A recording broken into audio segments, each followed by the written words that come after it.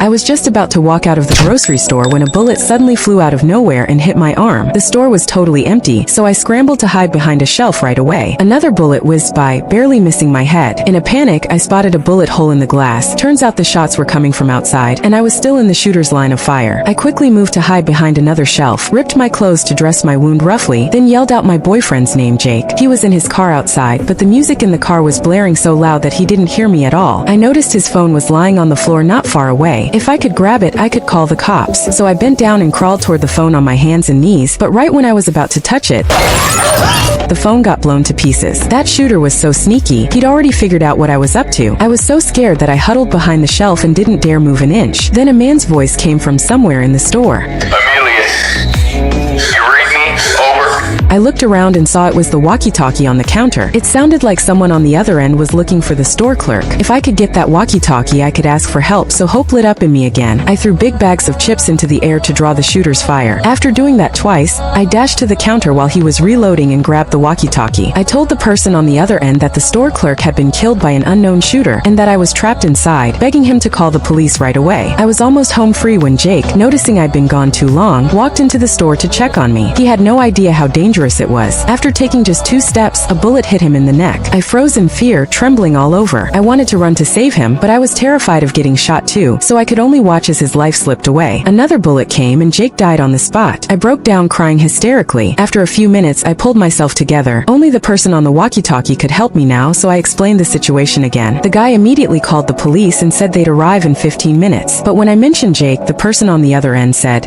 Yeah, 'cause I blew his head off. "Turns out he was the shooter all along. He'd just been messing with me."